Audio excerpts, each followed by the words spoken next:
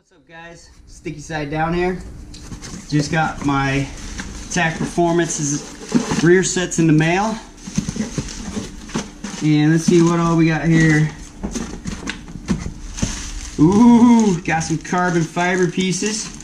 These are gonna look sweet. Look at that. And these they come in two colors with the Triumph Daytona 675. They come in black, of course, and then they come in these, what they are called, Hard Arrow, which is a weird color, but I wanted to use a different color to break it up because most of the framework is all black on the Triumph. And these bad boys, and they come with a quick disconnect. If you loosen this up, this slides right off. You can do a quick change, and then there's a breakaway in the middle of the peg itself. So if you go down on a crash, it breaks away and you still have a little bit left. And then you can just do a quick change. And obviously they have multiple different adjustability ports. And then you can slide your foot position out farther or shorter.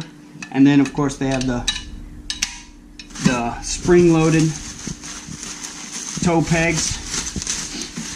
And this one obviously is the shifter side, and this little adjuster piece, I can also actually unbolt it and this side and slide it up here to have MotoGP shift. That's always a plus for me. I'm a MotoGP shift guy. But yes, these are going to be going on my new Triumph Daytona 675. I cannot wait. Off. Alright, so we're going to start with the brake side first.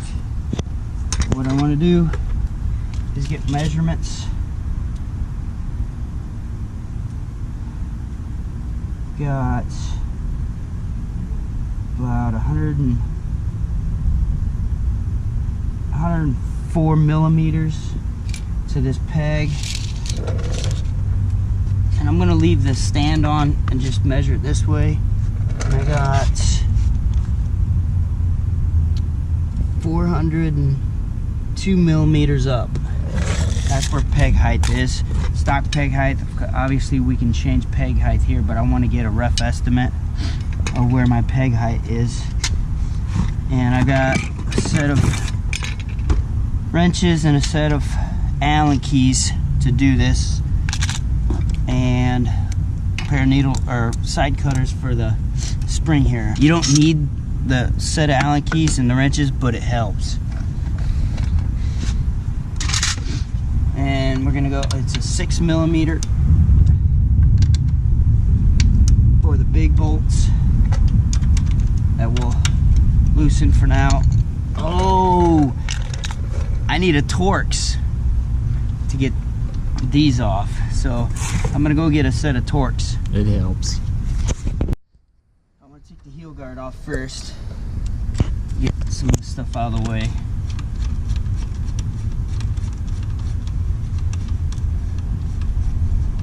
You don't need a Torx, but it helps.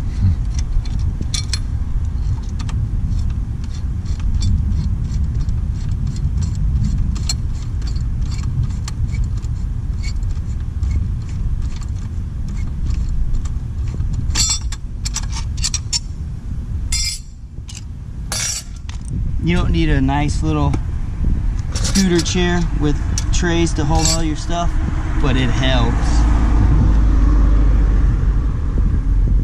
Alright, so there's a clip at the back of this brake. You want to pop it free. And it comes right off, real simple.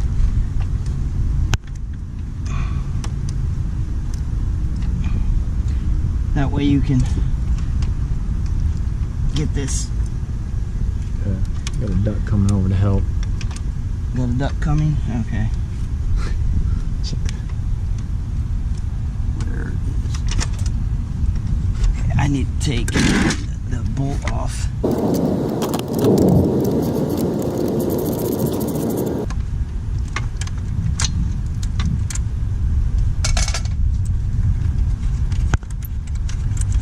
So you don't need a duck, but it helps.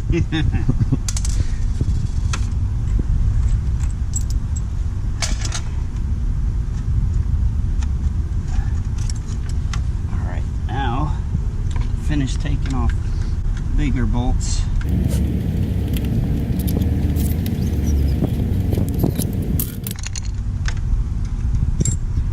This is ready to slide out.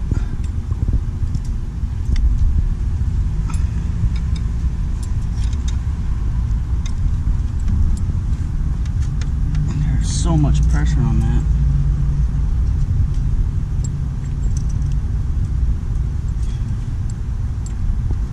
Trying to get these springs off the back side here.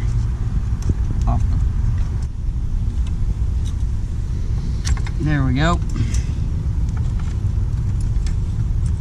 Now I can push this pin out.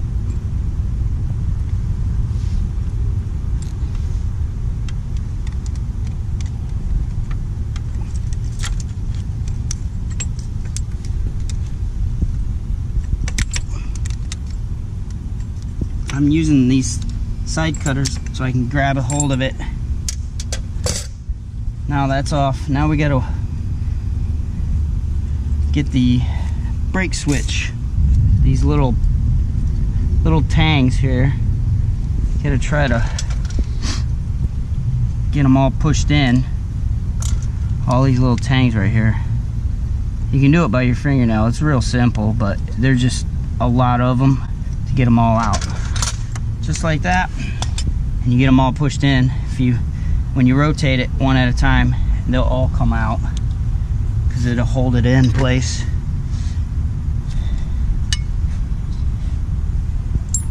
This is not set up for a brake switch, this particular rear set, so I don't have a brake switch anymore.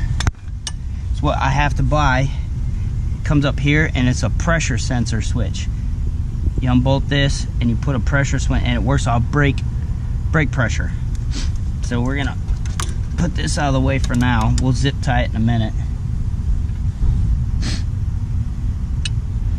And then we're gonna put this back in place. Okay, that's not gonna go in there unless I take this off.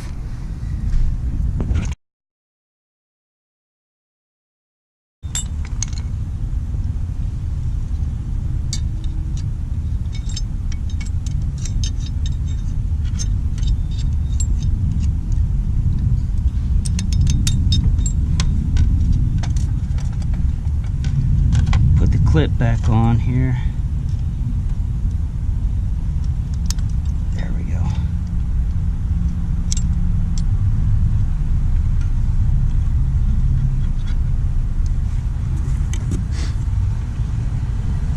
Now we're going to put the carbon fiber piece back on.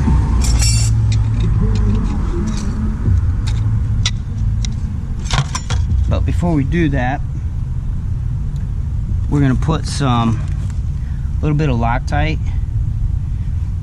You don't need it, but it helps to keep the bolts from vibrating back out.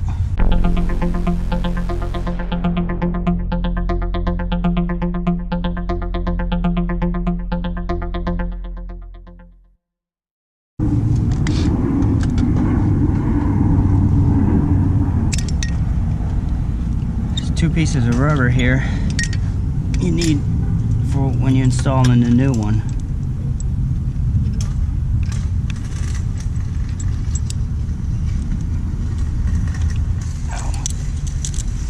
There we go.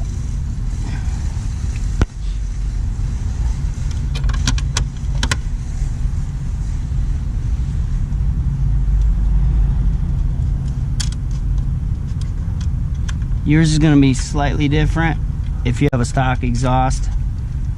I have a tailor-made, so this back section here will be slightly different. All the nuts, bolts, and washers, everything will be the stock nuts and bolts, but how it bolts into with your exhaust will be different. Here we go.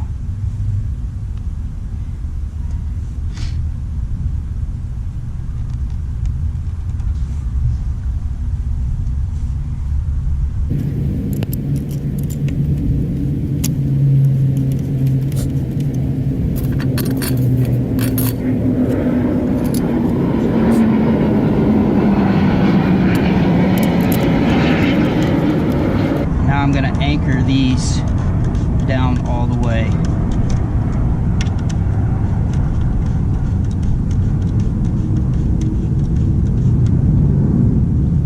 Now I've got brake action.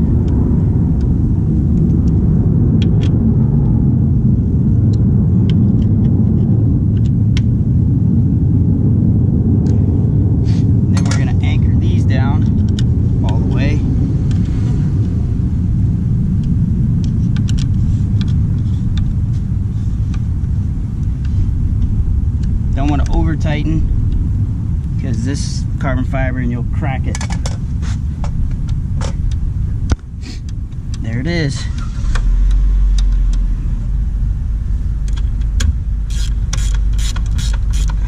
You don't need ratcheting wrenches, but it helps.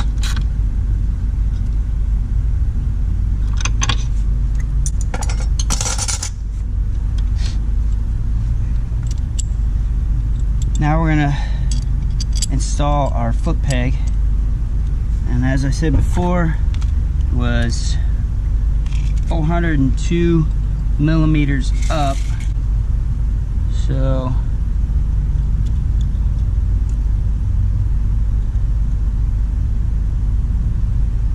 all right, let's see here.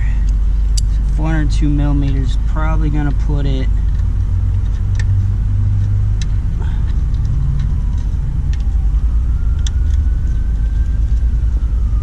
somewhere right there.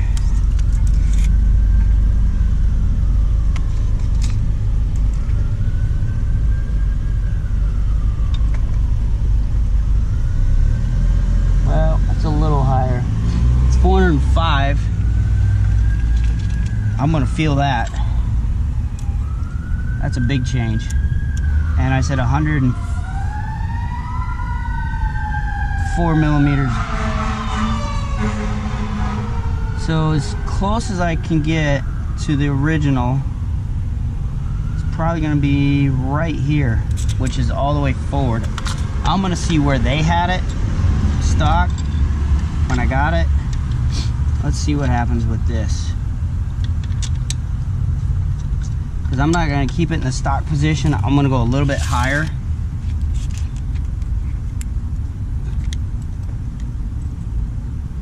So they had 406 millimeters up, so I'm 4 millimeters higher, and 103 millimeters back. That's actually not bad. I'll keep that for now. I'm not gonna tighten this all the way tight until I know exactly where I like to feel. I'll just give it a little bit of snug, and then when I'm ready to know exactly where I want that, then I'll put my thread Loctite in there. But that's just gonna hold for now. And then I'm gonna check this, because this is all adjustable. I'm gonna check where it is with my foot when I put my boots on. So right now, that looks like it is in the range that I'm gonna like it, but I won't know for sure without putting my boots on and checking it for sure. Okay, this side obviously is the shifter side. And back here, with what I call these lollipops, this right now is on a stock shift pattern. What I'm going to do is I'm going to take this bolt out and put it up here, and it turns it into a GP shift pattern, because I prefer a GP shift pattern.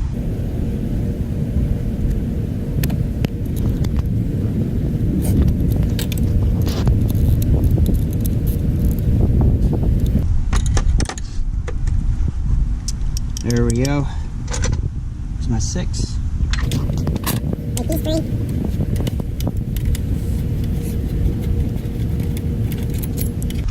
All this stuff is routed in the back behind it, because I have to disconnect the shifter linkage, and it has this little tiny clip and break that free. Just loop that off like that, and it pops down, and then you slide it out. It's like a little pinhole. It slides right out, and to get it back on, you would do the same thing. Put the pin in and then lock it over the top, and then it will pop free just like that, because it requires this to come off. So this has to be threaded in there and then bolted on. I have to go get a pair of pliers because I need to hold this and break this jam nut free. Alright, I'm going to use a pair of vice grips, all-purpose pliers. Now, I'm not going to reuse this, but I also don't want to crush it or break it in case I decide to go back to the stock rear sets. So I'm going to loosen that up.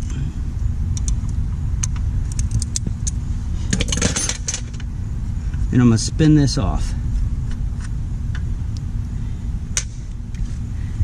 Now I have to take this off as well.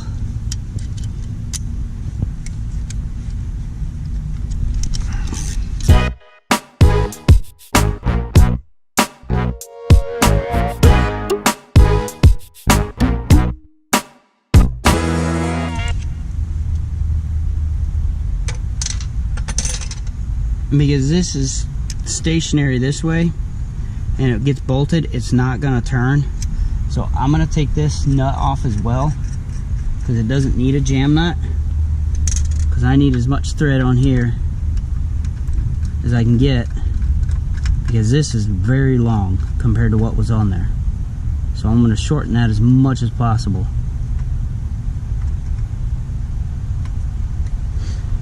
Like that.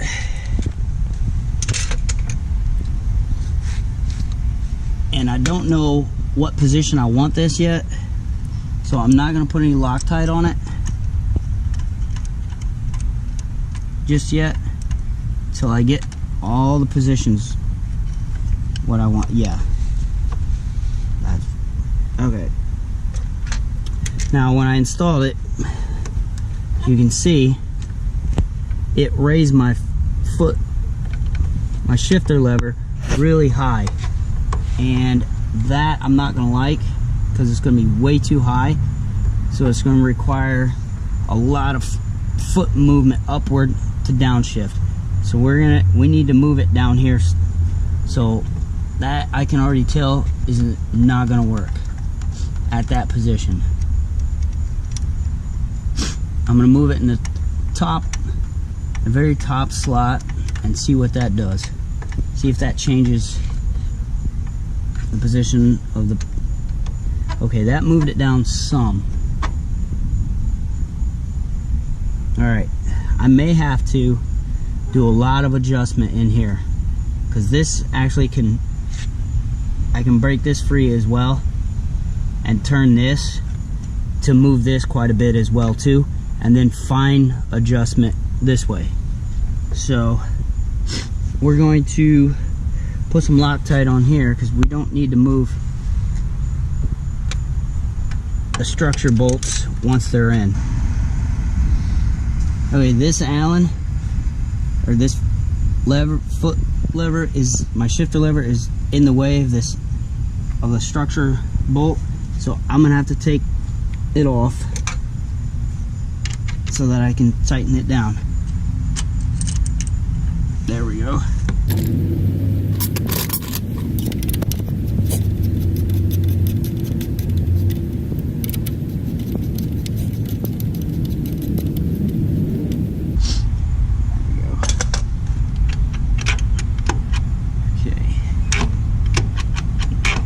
Now I'm upshifting, now I'm downshifting. There's first, and there's neutral. So that's probably not going to work. Probably going to have to adjust that.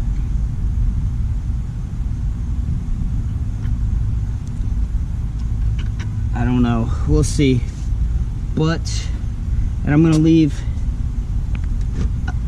this in the stock position as the other one, and I'm just gonna see how it feels, because I want it a little higher than stock. That way I have a little more ground clearance, and you can slide off the bike farther and get a little bit more better body position when you're on the track. The lower the clearances of your foot pegs, the less ground clearance you have when you go into a corner. So you want to bring them up just a little higher for race height. You know, you can adjust it to how you feel comfortable, but at the same time you want to give yourself a little more ground clearance. That way you can get slid off the bike farther, and the lower these are, the longer it makes your legs, and the less you can lift your body off the seat when you slide. So you want these to come up a little higher than stock, maybe a little forward depending on how you like your knee position, or a little farther back, so you can put more pressure, or it takes less effort and pressure to lift your butt off the seat when you're sliding for cornering. Especially if you go into a left right real fast change of direction, you're going to want these up higher, so it takes less effort to push your butt off the seat. Well, that's it for now. Thanks for watching. Subscribe to my YouTube channel, Sticky Side Down. Take care.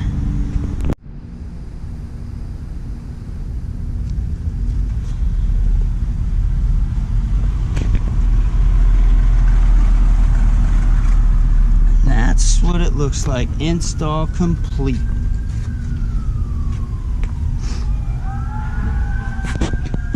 Set of attack performance rear sets with MotoGP shift pattern. Install complete. I like that hard arrow color. After all, I didn't know if I would, but it breaks up all the black down there and actually makes it look really good.